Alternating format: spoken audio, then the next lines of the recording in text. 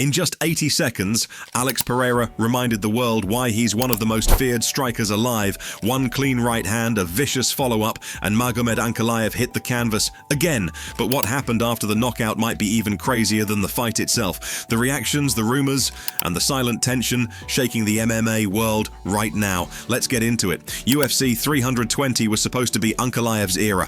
He'd already beaten Pereira once and claimed the belt, and fans thought this rematch was a formality. Instead, Pereira walked straight through him. No feeling out process, no hesitation, just pressure, precision, and power. When that final right hand landed, Ankalaev's reign ended before it even began, and with that knockout, Pereira didn't just win a belt, he won the narrative back.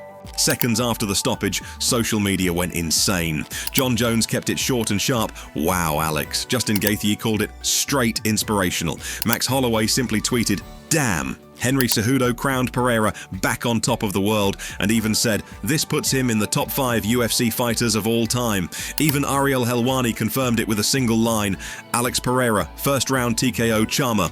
The timeline looked like a celebration and a funeral at the same time, but not everyone kept it classy. Dylan Dennis, never one to stay quiet, wrote, "Told y'all," then followed with a shot at Ankalaev that instantly divided fans. The MMA guru went nuclear, calling Pereira's performance a demolition and demanding a Tom Aspinall versus Alex Pereira showdown for the heavyweight crown. He even joked about it happening live at the White House in 2026. The takes were wild, but underneath all the memes, one thing was clear: fighters couldn't believe how easily Pereira dismantled Ankalaev.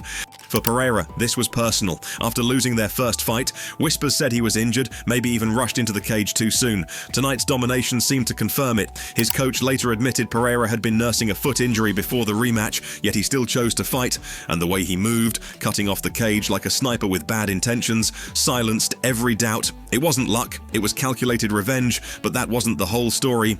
Ankalaev's camp wasn't staying quiet either. Within hours, his manager claimed Magomed should never have fought that night, hinting at a possible knee issue during camp. He blamed the UFC schedule, saying Ankalaev was pressured into a quick turnaround.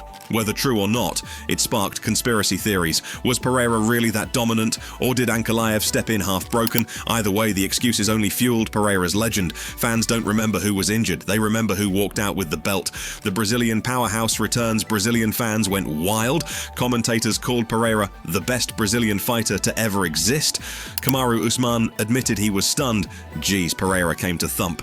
Even veterans like Matt Brown noticed how Pereira had flipped the script. He looked indestructible again. For Brazil, it wasn't just a win, it was redemption for a champion who keeps proving that calm precision beats brute force every single time. But one voice was missing. Fans waited for Israel Adesanya to say something, anything, about his old rival's victory. Nothing. No tweet, no story, total silence. And that silence said more than any post could, because deep down, every MMA fan knows, no matter how far Pereira climbs, Adesanya's shadow will always be there, waiting for one more chapter. Now the world's already talking about what's next. Does Pereira defend the light heavyweight title again, or does he chase history and move up to heavyweight? Jon Jones, Tom Aspinall, maybe even a surprise trilogy with Adesanya someday? Dana White has hinted he's cautious about letting Pereira bulk up too fast. But come on, when has Poatan ever done things the safe way? If there's anyone who could shock the world twice, it's him. Alex Pereira's journey has become one of the wildest arcs in MMA. Kickboxing champion, 2-division UFC champion, and now redemption king. He's done it in record time, against monsters, under pressure, in style.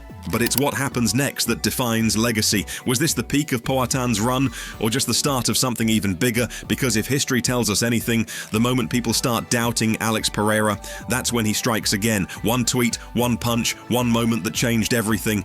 The MMA world can debate rankings and injuries forever, but when the cage door closes, Alex Pereira keeps proving the same thing. He doesn't talk his way into greatness, he fights his way there. And after UFC 320, nobody's questioning that anymore. So what do you think? Does Pereira stay at light heavyweight, or is the heavyweight jump inevitable? Drop your thoughts below and let's see who gets it right.